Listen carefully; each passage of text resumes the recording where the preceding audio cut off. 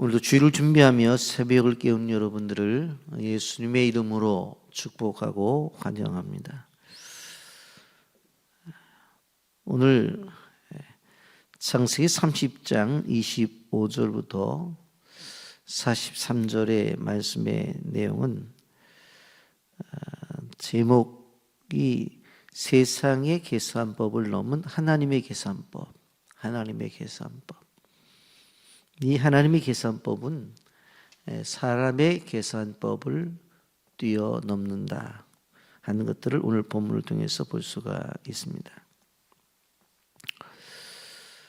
25절에 보면 라헬이 요셉을 낳을 때에 야곱이 라반에게 이르러 나를 보내어 내 고향 나의 땅으로 가게 하라, 그렇게 요구를 합니다. 근데 라헬이 요셉을 낳을 때라고 하는 이 시점이 어느 시점인가 하면 이곳에 와서 이제 실질적으로 7년 동안 레아를 위해서 시간을 드렸고, 그 다음에 이제 라헬을 맞이해서 7년을 드렸기 때문에 도합 14년을 지났잖아요. 그러니까 이제 자유를 얻을 때가 되었다라고 하는 그러한 시점입니다.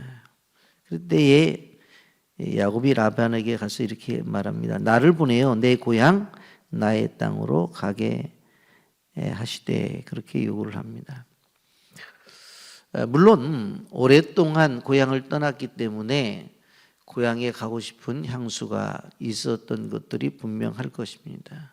그런데 여기에서 이 야곱이 떠나겠다고 하는 것은 다른 것보다도 언약의 계승자로서 자신의 정체성에 대한 부분을 그는 끊임없이 생각을 했었을 것입니다. 그리고 물론 결혼을 위해서 이 땅에 와서 결혼을 했잖아요. 그런데 하나님께서 주신 약속의 땅은 어디입니까? 가나안이에요. 그래서 그는 그 약속의 땅인 가나안을 향해 가고자 하는 신앙적인 결단을 내리게 되었습니다. 그래서 26절에 보면 내가 외삼촌에게서 일하고 얻은 처자를 내게 주시어 나로 가게 하소서. 내가 외삼촌에게 한 일은 외삼촌이 아시나이다. 내가 외삼촌에게서 일하고 얻은 처자, 일하고 얻은 처자, 대가를 다 지불했다는 거예요. 다 대가 지불했으니까 이제는 나로 가게 하소서. 사실 자신이 가게 해달라고 하는 요청, 이런 요청 속에서 우리가 알 수 있는 것은 뭐냐면, 그가 실질적으로 형의 장자권을 빼앗아 가지고 형이 죽이겠다니까 도망을 가다가 베델에서 잠을 자잖아요.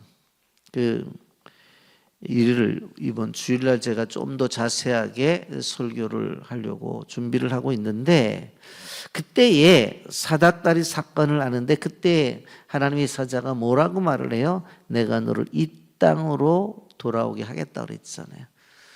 그러니까 끊임없이 야곱은 하나님께서 주신 언약의 말씀에 대한 기대가 있었고 그것을 이루어야 되겠다고 하는 분명한 것이 있었어요. 그래서 어느 날 내가 돌아가지? 언제 돌아가지? 언제 돌아가지? 그런 생각을 했던 거예요. 단순히 고향 땅에 돌아가겠다고 하는 소망과 열망이 아니라 그 마음속, 그 내면 속에서는 무엇이 싹 터오르고 있었어요? 하나님의 언약이 언제 이루어지는가에 대한 기대와 소망이 싹트고 있었던 것입니다. 간다고 그랬더니요, 라반이 딱 이렇게 얘기를 해요. 27절에 라반이 그에게 이르되 여호와께서 너로 말미암아 내게 복 주신 줄을 내가 깨닫노니 내가 나를 사랑스럽게 여기든 그대로 있으라. 야곱은 가겠대요. 근데 라반은 여기 있으래요. 여기 있으래요. 그러면서 아주 멋있는 말로 이야기를 해요. 나 복 받은 거 알아. 그런데 이 복은 여호와께서 너로 말미암아 내게 복을 주셨어. 너무 정확한 이야기를 하지 않나요? 하나님이 주신 복이야. 얼마나 신앙적이에요.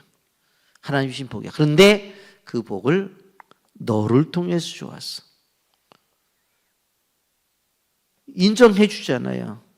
그러면서 야 조카 야곱아 네가 나를 사랑하면 여기 있어라. 그대로 있어라. 그렇게 요청합니다. 그러면서 28절에 또 이르되 내 품삯을 정하라. 내가 그것을 주리라. 네가 이제 일당을 달라면 일당으로, 월급을 달라면 월급으로, 연봉으로 계산해서 한꺼번에 달라면 주고 다 해주겠다는, 다 해주겠다는. 그러면서 그대로 있으라고 이야기를 해요. 그럼 구조적으로 보면 이것을 생각해 봐야 돼요. 야곱이 나를 가게 해달라고 하는 그 가게 해달라고 하는 내면 속에는 무엇이 있었는가 하면은 분명코 하나님의 사자가 내가 너를 이 땅으로 돌아오게 하겠다고 하는 분명한 메시지가 있었어요. 그래서 물론 고향 땅에 돌아가고 싶은 그러한 마음속의 욕구도 있었지만 그 언약에 대한 분명한 말씀이 그의 마음속에 사로잡고 있었다고요. 근데 그대로 있으래요. 누가? 라반이. 근데 지금까지 라반이 그에게 한 행위를 보게 되어지면 믿을 만하겠냐고요. 믿을 만하지는 못해요. 근데 우리가 여기서 기억해야 될 것은 야곱이 돌아가고자 하는 내 고향, 나의 땅으로 돌아가겠다고 그렇게 말했어요. 이곳은 어떠한 땅이에요? 바로 언약의 땅이에요. 부르심이 있는 땅이에요. 약속의 땅이에요.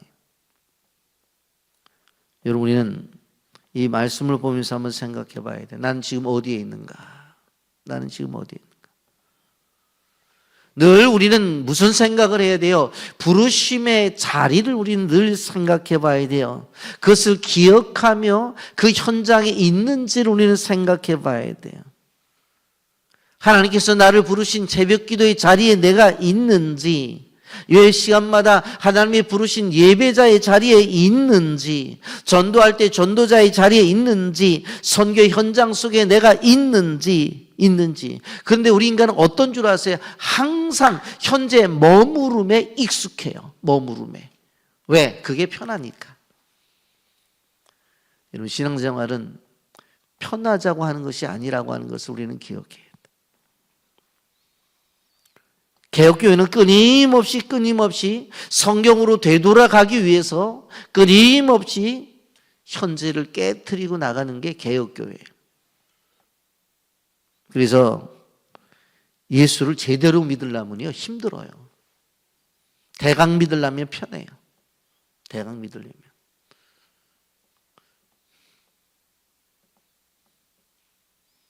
여러분, 우리는 우리 자신들을 생각하면서 내가 지금 있는 자리가 어딘가? 머무르고 있는가? 아니면 하나님이 나를 향해서 주신 비전을 향해서 한 걸음 한 걸음 나가고 있는가 하는 생각들을 해봐야 돼요.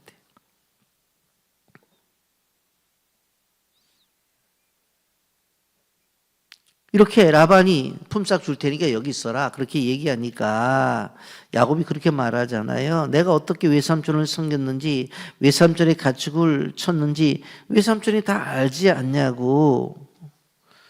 내가 오기 전까지는 외삼촌의 이 소유, 이 양과 소 그리고 염소가 몇 마리 안 되지 않았느냐. 그런데 지금 번성의 때를 이루지 않았느냐고. 내가 가는 곳마다, 이르는 곳마다 여호와께서 나를 통해서 외삼촌에게 복을 주셨다고. 그러나 나는 언제나 내 집을 세우고 이제 내 집을 세울 때가 되었다. 그렇게 말을 합니다. 3절에 내가 오기 전에는 외삼촌의 소유가 적더니 번성하의 때를 이루었으니 내 발이 이르는 곳마다 여호와께서 외삼촌에게 복을 주셨나이다. 그러나 나는 언제나 내 집을 세우리까. 여러분, 우리는 우리의 삶을 통해서 하나님이 원하시는 것이 무엇인가 하면 우리에게 주신 복을 가지고 세우는 작업이 필요하다는 것을 우리는 기억해야 돼요. 우리에게 주신 복을 가지고 세워야 돼요. 여러분, 자라난 믿음의 자녀들은 가정을 세워나가야 되고, 신앙이 주어졌다고 하고 믿음이 주어졌다고 하면 그 사람들을 통해서 하나님의 교회가 세워져 나가야 된다고 하는 것이에요.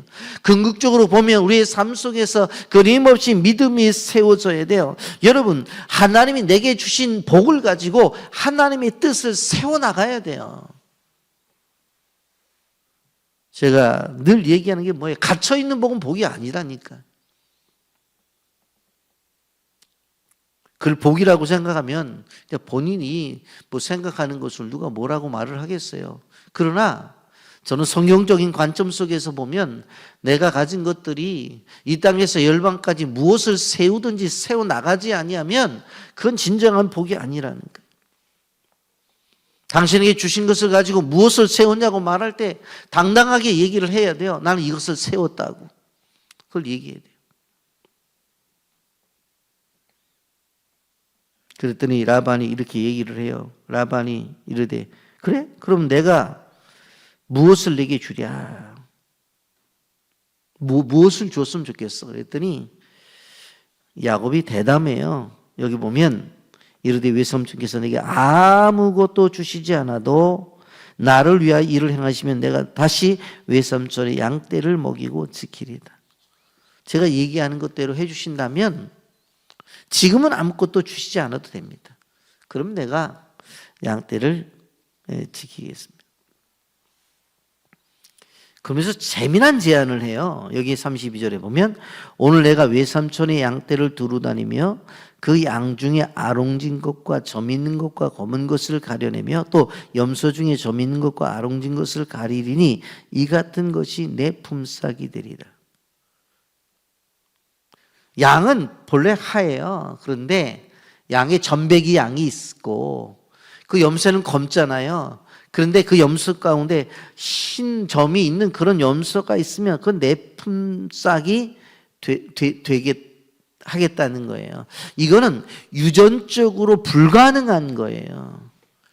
말도 안 되는 거예요. 그렇다면 시작부터 손해를 감수하겠다는 이야기예요. 그리고 뭐라고 말해요? 33절에 후일에 외삼촌께서 오셔서 내 품삯을 조사하실 때 나의 공의가 내 대답이 되리라. 내가 혹시 염소 중 아롱지지 아니한 것이나 점인 없는 것이나 양 중에 검지 아니한 것이 있거든 다 도둑질한 것입니다. 그러니까 앞으로 내가 양을 치게 되어질 때에 이 하얀 양 가운데 점박이, 검은 점박이가 있는 양이나 검은 염소 가운데서 하얀 점박이가 있는 염소가 있으면 그건 내 건데 만약 내 것이라고 하는 그 우리 속에서 하얀 양이나 검은 염소가 있으면 내가 도둑질한 겁니다. 그렇게 제안을 하는 것입니다. 라반이 신났어요. 지금까지 자기가 지금 그 양떼를 그리고 염소떼를 키워봤지만 그런 게 거의 없거든요. 근데 무엇을 이야기하고 있어요? 만약에 그러한 양과 염소가 있으면 내 것인데 그런 것들이 없을 때는 내가 도둑질한 것이다. 이 사람이 어떤 분이었어요? 형의 장자권을 도둑질해 갖고 온 사람이라고요. 그렇게 능한, 도둑에 능한 사람인데 이젠 사람이 바뀌었어요. 사람이 바뀌었어요.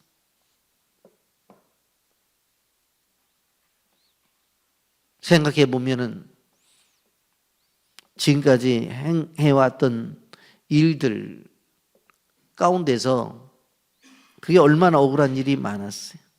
근데 이제는 나의 공의가 내 대답이 되리라. 정직하게 살아가겠다. 내 것과 내 것을 분명히 구분하겠다는 거예요. 여러분, 우리가 기억해 봐야 될 것은 억울하다고 정직을 내려놔서는 안 돼요. 손해본다고 정직을 포기해서는 안 돼요. 그리스도인들이 살아가면서 근본적으로 죄를 가지고 태어난 그러한 존재이기 때문에 거짓을 말할 수 있죠. 그러나 있다고 생각하지 말라니까는. 아주 조그만 것이라도 거짓을 행하면 안 돼. 끊임없이 정직해야 된다고 하는 것입니다. 억울한 자리에서도 그 정직을 지켜나가야 돼요. 왜 그런 줄 아세요? 그 정직이라고 하는 것은 지금은 손해보는 것 같아도 그 정직 때문에 하나님이 책임져 주시기 때문에 그러는 거예요. 그렇게 나가는 거예요. 근데 이 라반이 어떤 사람이냐면 대단한 사람이에요. 아, 좋아. 그럼 그렇게 하자. 그렇게 하자. 그렇게 하자. 그래 놓고 35절 보세요. 그날에 그가 순염소 중 얼룩무늬 있는 것과 점 있는 것을 가리고 암염소 중 흰 바탕에 아롱짓 것과 점 있는 것을 가리고 암 중에 검은 것들을 가려 자기 아들들의 손에 맡기고 딱 그 순간에 어떻게 하는 줄 아세요? 알아서 그럼 몇 마리 안 되는 것도 가져가라 그러지 않고 어떻게 하는 줄 아세요? 그 가운데서 점 있는 양, 점 있는 염소를 다 구분해요. 그리고 누구한테 맡겨요? 아들들한테 맡겨가지고 어떻게 된 줄 아세요? 36절. 자기와 야곱의 사이를 사흘 길이 뜨게 하였고, 양을 몰고 3일 길을 간다면 그 짧은 거리가 아니에요. 그러니까 애들한테 불러서 야 봐라. 야곱이 저 멍청한 녀석이 아니 이렇게 제안을 해. 이참에 한번 우리가 한번 해보자. 그리고 야 그 양 그 좀 몇 마리 있지? 얘 아버지 몇 마리 있어? 빨리 그 염소 가운데 좀 허연 전백이 있어 없어? 예, 그 몇 마리? 그리고 이거 데리고 빨리 가. 어디 가요? 한 사흘 길. 예? 가. 그거 띄워놓은 거예요. 다 띄워놓은 거예요. 그럼 지금 야곱은 뭐만 있어요? 하얀 양과 검은 염소만 있어요. 자기 것은 있어요, 없어요? 한 마리도 없어요, 자기 것은. 한 마리도 없어요. 지금 야곱에게 있어서는 한 마리도 없었어요. 지금의 환경은 뭐예요? 그나마 삼촌이 생각해서 알았다. 그거 몇 마리 안 되는 거 그건 데리고 있어라. 그랬으면 얼마나 좋겠어요. 그런데 어느 날 아침에 일어나 보니까 어제까지 있었던 점박이 한 마리 없죠. 어제까지 있었던 점박이 염소가 한 마리도 없어요. 그래놓고 라반 삼촌이 말해요. 야, 양 잘 쳐. 그렇게 얘기를 하는 거예요. 그에게 찾아온 것은 낙심과 좌절이었어요. 소망이 없잖아요. 자기가 아무것도 없는데. 예? 있는 건 흰 양하고 있는 건 검은 염소밖에 없는데. 그리고는 그걸 분리시켰어요. 그 멀리 분리시켰어요. 근데 야곱이 좌절하느냐? 좌절하지 않아요. 어떤 방법을 사용합니까? 야곱이 포도나무와 살구나무와 신풍나무의 푸른 가지를 가져다가 그것들의 껍질을 벗겨 흰 무늬를 내고 그 껍질을 벗긴 가지를 양떼가 와서 먹인 개천의 물 위에 태워 양떼를 향하게 하며 그때가 물을 먹으려 올 때 새끼를 베니 가지 앞에서 새끼를 베므로 얼룩얼룩한 것과 점 있는 것과 아랑진 것을 나오니라. 아니 여러분, 포도나무, 살구나무, 신풍나무의 껍데기를 벗겼어요. 그러면 겉껍질을 벗기면 뭐가 허연 게 나오잖아요. 그러면 우리가 생각해 볼 때 이게 유전적으로는 말도 안 되는 거예요. 과학과 상식을 초월한 이야기인데 만약 그렇게 되더라도 껍데기를 벗기면 허연 거 있잖아요. 저는 시골에서 자라났기 때문에 껍데기 벗기는 거 잘 알아. 나무 껍데기 벗겨놓고 봄철에 보게 되어지면 거기 물 흐르잖아요. 그거 혓바닥으로 핥아먹은 게 늘 지금 생각하면 나무가 무지하게 고생 많이 했던 것 같아. 예? 요즘은 아주 그냥 빨대를 꽂아갖고 물을 빼가지고 이제 팔아먹더구만. 그것보다는 좀 덜한 것 같아. 특별히, 시냇가에 버드나무까지 얼마나 봄에 물 오릅니까? 그거 가서 잘라가지고 껍데기 벗겨서 쭉쭉 빨아먹고 다녔다고. 참, 나 때문에 버드나무가 우리 동네 고통을 많이 당했어. 예? 저는 알잖아요. 벗겨봐서 하얗잖아. 아니, 그럼 오히려 그걸 보고 임신을 하면 어떻게 되어져야 돼요? 하얀 걸 낳아야 되잖아요. 그런데 다 벗겨서 허연 걸 보여줬는데 낳는 거는 점박이가 나오는 거예요. 점박이가 나요. 생물학적으로 볼 때는 이해가 안 되는 거죠. 여러분, 이것을 우리가 생각해 볼 때, 야, 야곱이 기발한 방법을 고안해냈구나, 그렇게 생각하면 안 돼요. 이것은 하나님의 초자연적인 역사를 말하고자 하는 것이지, 야, 야곱이 기발한 방법을 했네.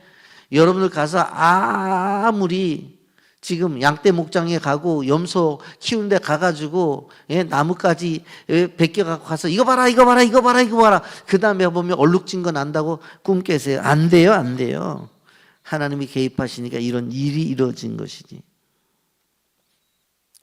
여러분, 성경은요, 방법을 배우라고 기록한 것이 아니라 하나님을 믿으라고 기록한 거거든요. 많은 사람들이 오해를 해요. 방법을. 그래서 어떤 사람들 요새도, 야, 물 떠와. 그런데 어떤 예전에 교회 다녔던 사람이 이제 교회를 안 나오는데 물 떠와. 왜요? 술 떨어졌으니까 물 떠와. 성경에 보니까, 야, 물이 포도주 되더라. 나도 한 잔 마시겠다. 돼야 안 돼요? 안 된다니까. 성경은 이런 것들을 얘기하는 게 아니에요.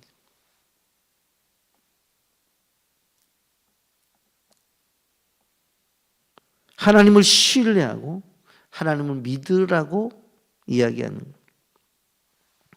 그래서 이제 어떻게 되어져요? 하나님의 방법대로 성취가 되어지는 것을 볼 수가 있습니다. 40절, 야곱이 새끼 양을 구분하고 얼룩 무디와 검은빛 있는 것을 라반의 양과 서로 마주보게 하며 자기 양을 따로 두어 라반의 양과 섞이지 않게 하고 튼튼한 양이 새끼 뵐 때는 야곱이 개천에다 양떼의 눈앞에 그 가지를 두어 양이 그 가지 곁에 새끼를 베게 하고 약한 양이면 그 가지를 두지 아니하니 그러함으로 약한 것은 라반의 것이 되고 튼튼한 것은 야곱의 것이 된지라. 이에 그 사람이 매우 번창하여 양떼와 노비와 낙타와 나귀가 많더라. 이 양떼를 지나서 뭐 노비, 낙타, 나귀가 많아졌어. 야곱의 성공은 자기의 방법이 아니라 하나님의 방법이. 여러분, 오늘 우리가 본문을 보면서 말씀을 정리하면 이런 생각을 해봐요. 야곱이 얼마나 어려운 처지에 있게 되었어요. 그런데 그에게는 낙심과 좌절과 포기가 없었다고 하는 것입니다. 여러분, 우리가 지혜가 없다고 포기하지 마세요. 능력이 부족하다고 실망하지 마시라고. 우리는 하나님의 은혜와 그분이 우리에게 주시는 지혜와 그분이 우리를 향해서 주시는 능력을 믿고 살아가는 존재라고 하는 것을 우리는 알아야 돼요. 우리가 광야의 삶을 살 때에 하나님 앞에 그렇게 묻잖아요. 왜 나를 이 광야 길로 인도하셨는지. 나의 현실은 너무나 답답함과 나의 현실 속에서는 끊임없이 나타나는 실망 때문에 그러한 좌절이 올 수가 있어요. 그러나 우리는 그 속에서 진정한 부요함을 생각해 봐야 돼요. 저는 이 말씀 보면서 많은 생각을 해봤어요. 이런 상황 속에서 견딜 수 있는 것이 뭔가. 하나님 바라보죠. 그런데 야곱은 그래도 자신에게 주어진 것들을 생각해 본 거예요. 지금 부인이 몇 명이? 4명이에요. 아들의 11명에다가 딸 디나가 태어났잖아요. 그러니까 애들만 12명이에요. 창세기 35장 16절에 라헬이 베냐민을 다 죽기 때문에 지금 베냐민을 낳기 전에요. 그러니까 아들 11명에 딸 하나. 아무리 외삼촌이 자기를 힘들게 하더라도 처자식이 있잖아요. 있는 게 있잖아요. 있는 게. 그리고 더 중요한 것은 신앙의 회복이 되었죠. 그래서 어디를 생각해요? 떠나온 약속의 땅을 생각해 보잖아요. 우리도 마찬가지입니다. 우리가 힘들고 어려울 때에 하나님이 내게 주신 것들을 좀 생각해 보고 주실 것들에 대한 믿음을 가지고 나가면 현실을 이겨낼 수가 있다고 하는 것. 우리는 생각해 봐야 돼요. 우리 세상을 살아가면서 세상의 계산법 속에서 늘 생각을 해봐요. 세상의 계산법. 예전에 오래됐죠. 제가 그런 설교를 한 적이 있어요. 집에서 아이들 키우는 집에서 애들이 아프면 약값도 들어가고 병원비도 들어가니까 약값도 좀 준비해 놓고 병원비도 좀 준비해 내야 되지 않느냐. 준비성이 철저한 분이죠. 근데 그것보다도 하나님의 계산법은 애를 키우면서도 아프지 않게 해줄 줄을 믿고 병원비와 약값을 미리 헌금하는 것도 하나님의 방법이다. 근데 진짜 그러신 분 계시더라고. 이달 약값 드립니다. 이달 애들 병원비 드립니다. 그러더라고요. 근데 그게 뭐예요? 세상의 계산법을 초월한 하나님의 계산법. 하나님의 계산법. 오병이어도 하나님의 계산법이잖아요. 떡 5덩어리에 물고기 2마리 가지고 어떻게 5,000명을 먹이고 어떻게 12강주를 남기냐고 말이 안 되잖아요. 근데 그게 성경에 기록이 되어 있잖아요. 하나님의 계산법. 나의 삶 속에서 우리가 기억해 봐야 될 것은 정말로 저는 목회를 하는 교회 목사고 담임 목사로서 교회는 끊임없이 교인들에게 무엇을 보여줘야 되는 줄 아세요? 하나님의 계산법으로 이루는 것들을 보여줘야 돼요. 그래야지 그것을 보고 성도들이 삶에 적용을 해서 가정도 하나님의 계산법으로 가정을 운영하고 자신의 개인적인 삶도 하나님의 계산법으로 살아가는 거예요. 근데 하나님의 임재가 나타나고 하나님의 역사가 나타난다고 하는 교회가 하나님의 계산법이 아닌 다른 법으로 운영한다고 하면 그거는 죄송한 얘기입니다만은 늘 신앙생활하는 성도들도 집안에서 세상의 계산법으로 운영하고 자기도 세상의 계산법으로 살아가요. 그러면 하나님의 역사를 기대할 게 없어요. 그게 제가 항상 웃으면서 얘기하는 게 뭐예요? 교회는 돈으로 운영되는 그런 공동체가 아니라 믿음으로, 비전으로 운영되는 공동체다. 그렇다고 해서 우리가 뭐 다 알다시피 우리가 재산이 그리고 또 재물이 교회가 지금도 재정이 넉넉해서 그런 소리 아니에요. 아니. 그런데 지금까지 우리 교회 40년 가까이 오면서 비전을 딱 내어놨을 때 조금 늦어서 그렇지 죄송한 표현입니다만은 못한 게 뭐가 있어요. 다 했지. 왜 그런 줄 아세요? 세상의 계산법이 아니라 하나님의 계산법. 하나님의 계산법. 그래서 분명한 하나님이 비전을 주면 믿고 기도하며 나가고 하나님께서 해줘 주시면은 껍질 벗겨가고 하얀 껍질 보고도 전백이 난단다니까. 그게 하나님의 역사예요. 이 어려운 시대 속에서 이 놀라운 하나님의 축복이 우리 모두의 것이 되기를 예수님의 이름으로 축복합니다. 아멘.